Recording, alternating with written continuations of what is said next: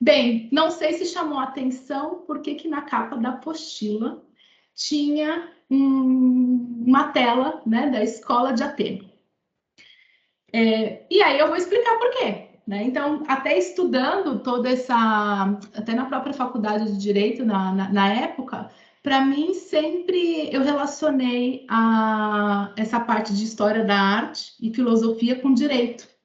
E me ajudou muito no começo a entender os principais itens que nós precisávamos entender.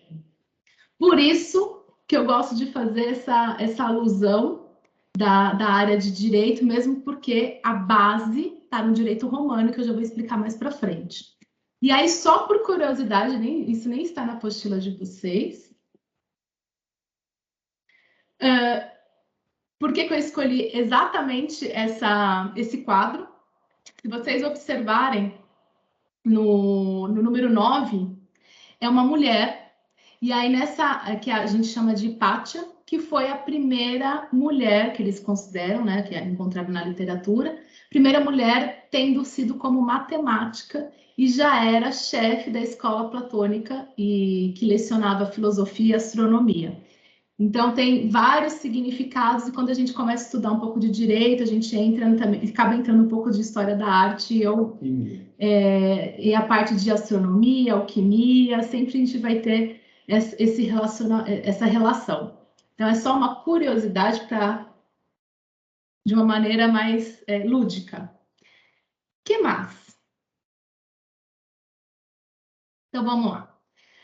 Praticamente, quem tem o livro ou quiser comprar o livro do que eu comentei com vocês vão verificar que praticamente eu vou estar falando de cada capítulo. Então, a gente vai falar de origem, trajetórias e conceitos jurídicos.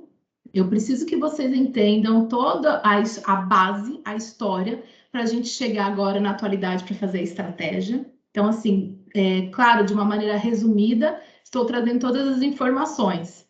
Mas se vocês conseguirem pegar o fio da meada, vocês vão conseguir trabalhar com qualquer país. Isso eu garanto, porque eu trabalho assim. Estou explicando praticamente como eu trabalho, tá? Compêndios farmacopeicos. Para quem é farmacêutico tem mais familiaridade, mas eu vou falar mais do aspecto técnico-regulatório, porque que é importante a gente prestar atenção nos compêndios farmacopeicos.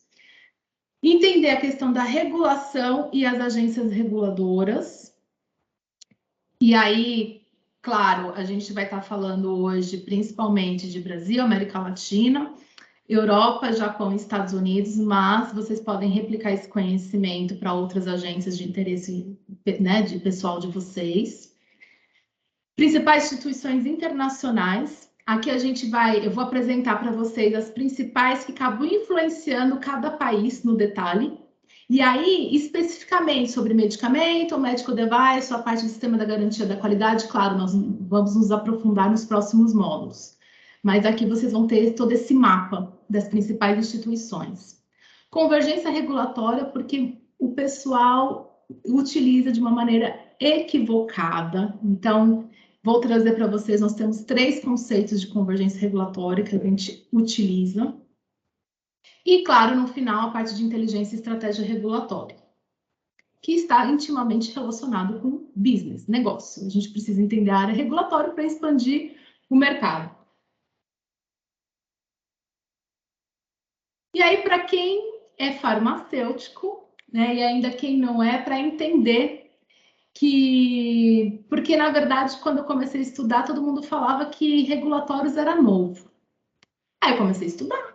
Eu falei, tá bom, vamos ver se é novo. Isso em 2000, na época de 2000. Vamos ver se é novo. E aí você começa a procurar, você vai encontrando algumas legislações antigas. E não sei se o pessoal assistiu o meu vídeo, que eu brinquei. Eu falei, gente, vocês sabem por que eu vou fazer o primeiro curso, o primeiro módulo, né, de 2021, que está saindo em português, que a gente também faz em inglês e em espanhol. Homenagem a Portugal, e claro, por ser o meu idioma principal como brasileira. Por quê? Poucos sabem, mas muita coisa da base da regulação vem de Portugal, não só para o Brasil, mas para o mundo. Então, é isso que eu estou trazendo para vocês. Então, antigamente, Para quem ainda não é farmacêutico, a tal da drogaria que a gente chama hoje, das farmácias que nós chamamos hoje, chamava-se boticas. E desde a Península Ibérica, ou seja, Portugal e Espanha, aí quem quiser entender tem uma longa história, mas o que importa para a gente é o seguinte: desde 1326 tem notícias, legislações reconhecendo boticas, principalmente em Portugal. Em 1448, Portugal começa a reconhecer o exercício da medicina e exige o quê? Licença, legalização e inspeção em farmácias. Então, a gente está falando de 1448, ele já existia o conceito de inspeção. Já no Brasil, começou, que eu sempre brinco, se alguém me perguntar, Natália, qual foi a primeira regulação no Brasil? 1640, regulação sanitária. Por quê? Porque foi a primeira vez que o Reino de Portugal, né, claro, influenciado pelo Reino de Portugal, começa a reconhecer o comércio dessas drogas.